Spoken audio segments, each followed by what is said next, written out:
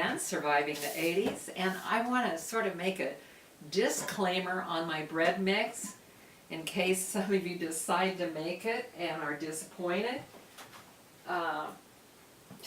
Here. It's never, or at least mine isn't, going to make that typical, American bread that we have in a loaf that looks so nice. This is more like a French bread, and I sort of like breaking the bread instead of slicing the bread. I really do. So for me, it really works good. So, and you saw before that I was making my bread mix that has the corn flour in it. It's mainly that now, but I still have some of that all flour that I'm mixing in with it. I'll be glad when it's finally gone. This mix that I made, instead of putting the seeds on the top, I ground them up and they are in the dough itself, in the mix. So it has this mix in here, has flaxseed and sesame seed in the dough, ground up. Okay, the other thing is, like I said, you saw a plastic tub. Well, in the meantime, I have read a book that I thought was very interesting, and it's called The Great American Health Hoax, and it's by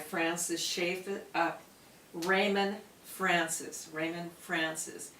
And in that, he talks about disease is really only caused by two things. It's either deficiency, something we're not getting that causes it, or toxicity. And we live in a very toxic world.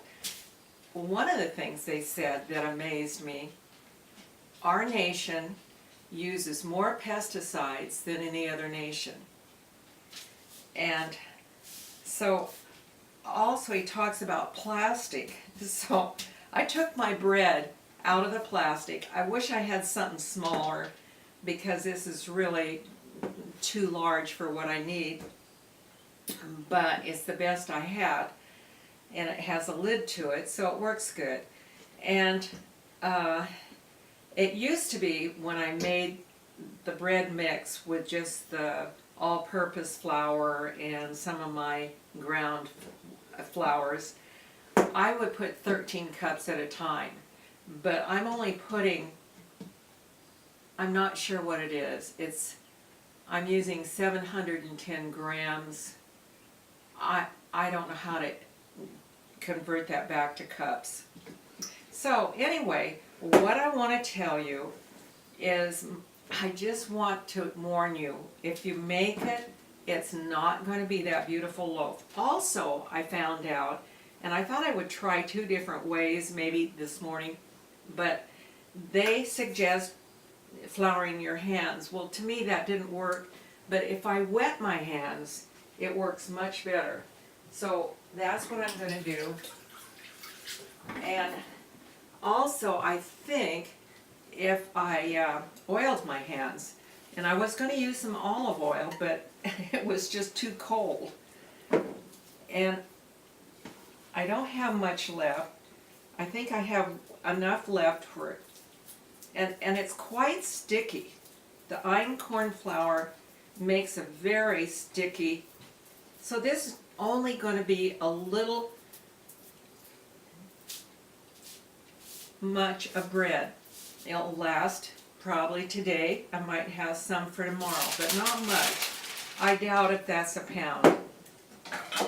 And lots of times I do weigh it. I've got sticky on my hands, but not as bad as I would have.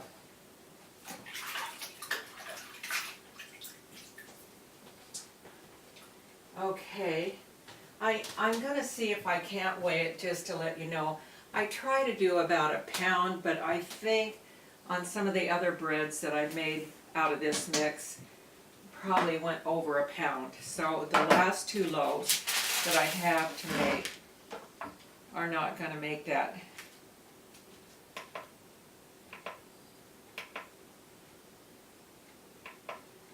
Okay. Yeah, it's only about 12 ounces, and that's counting the paper and the oatmeal. And, and I do put it on parchment paper. It's very sticky, and I do put it on the oatmeal. I even like to eat the oatmeal when I break the bread, and that's on the bottom of the crust. So this is what it looks like, and because I need to cover it up, I found out that the best thing I can do, because I'm trying to avoid again shoot, you know, the plastic wrap stuff, so I don't want to put that on. So I'm putting just one of my bowls over it like that, my stainless steel bowl. And it'll take about 90 minutes, that's an hour and a half, because remember it just came out of the refrigerator. But also I'd like to say, I can eat this bread. I don't eat a lot of it at one time. For one thing, there's not a lot of bread here. And I usually only like the first part of the day that I have it. I try not to eat any in the late of the day where it will not digest as well. I think if it does put that extra sugar into my blood, I'm going to work it off. But in the evening, not so much. And if I just eat regular bread, it just goes immediately up my blood sugar. This does not do that as bad. So I'm really happy with this. I can eat it, I can get by with it, and I think it's great. I love the taste of it. So to me, it's a really winner. So I just want, but I want to tell you, it will not make that nice, typical bread loaf that you're going to slice. Okay, with that, I'll let you go. I'll try to show you what it looks like when I get done. And this is it.